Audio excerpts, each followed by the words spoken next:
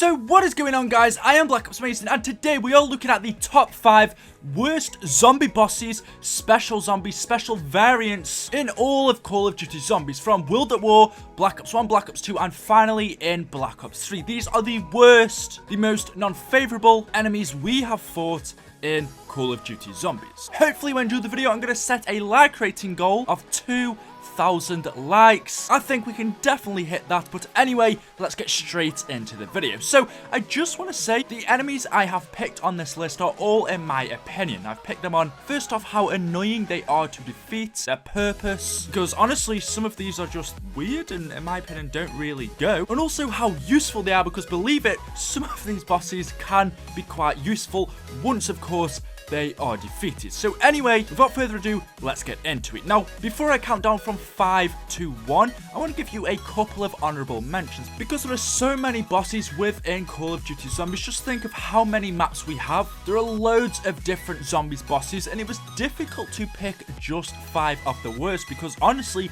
quite a few of them are bad. So for that reason, yes, I have picked 5, but I've got 3 honorable mentions I want to just tell you guys about quickly. And these are the Space Monkeys from Ascension, the Spiders, obviously from Zetsubo no Shima, and the freaking Meatballs, or the Insanity Elements as they were supposed to be called in Shadows of Evil. Started off with the freaking Meatballs.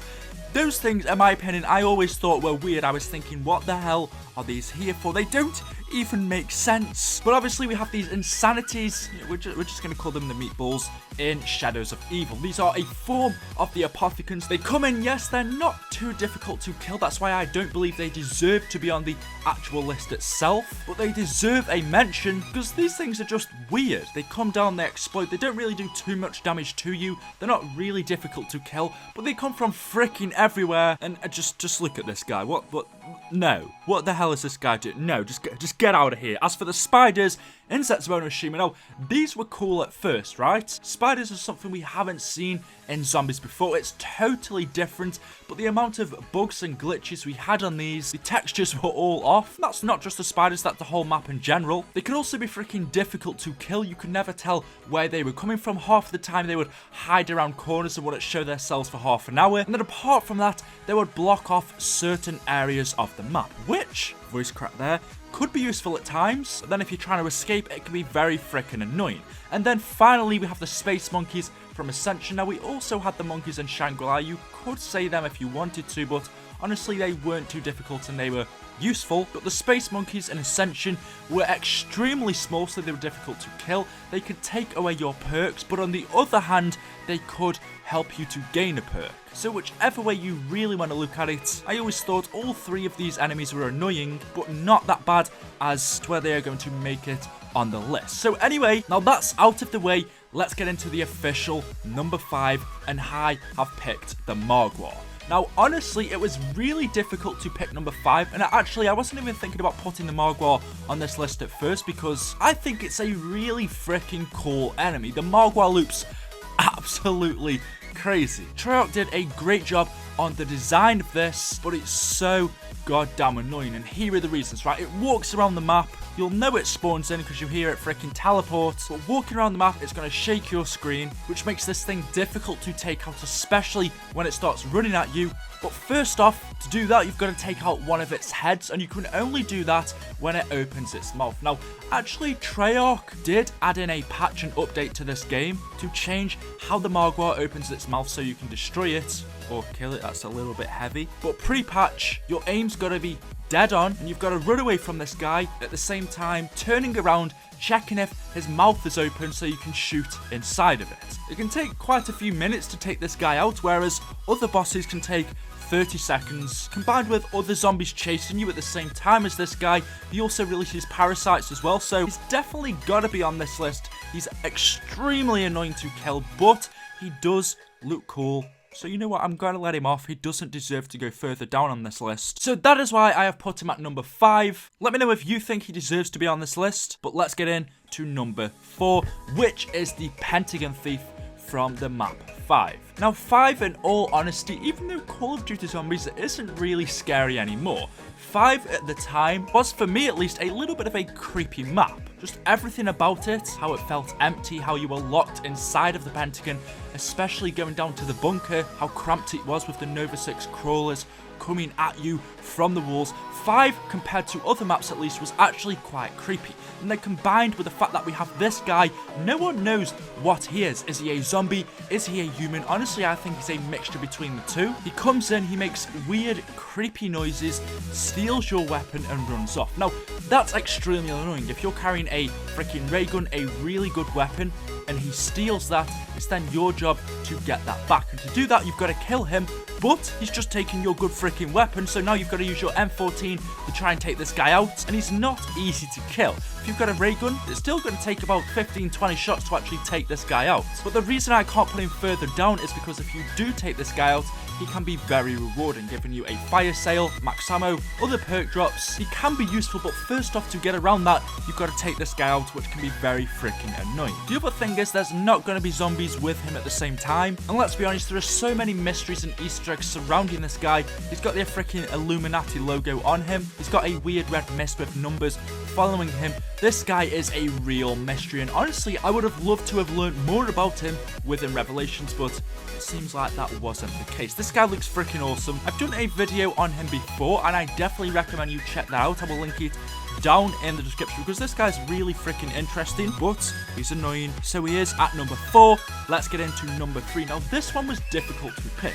I originally picked the astronaut from Moon in Black Ops, but then I was also thinking about George A. Romeo from Call of the Dead. Now, yes, George was very annoying, but there was something about him, so I haven't really put him in, although if you want to, you can change things around. So I'm just going to talk about the astronaut for number 3. Now, obviously, this guy was on Moon. He wasn't a zombie boss that was going to intentionally attack you, that was going to come at you all the time. Very similar to George, these two would just walk around the map following you, but when they did eventually get to you and hit you, that's when things would start to get crazy. Now for George, he's going to chase you around the map until you cool him down, which isn't too bad as long as there's not many zombies chasing you.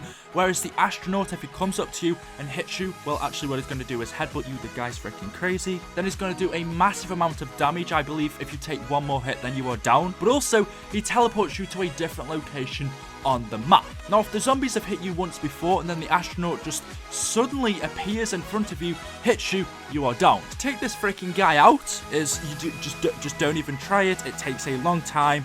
Just like George, he's going to come back in the map a round or two later anyway. So basically, he's with you for the whole game, and there's just no point to him. Besides from that, he has a gamer tag or a name tag above his head, which if you're playing with other people, maybe could trick you into thinking it's another player or a random person, when really it's this astronaut. You walk up to him, oh god, the guy's here, he's going crazy, he gets you down. What really is this guy? Is it a zombie in an astronaut suit? Maybe. He's a big mystery and definitely was a different type of boss, and honestly, definitely was crazy and a different type of boss, but he was really freaking annoying. Now, coming in at number 2, and this is where things get serious, is the Valkyrie drones from Gorod Karobi. Honestly, I did not like these things. First off, robots and zombies. What the hell is going on? Second, these things take a long time to kill compared to the parasites.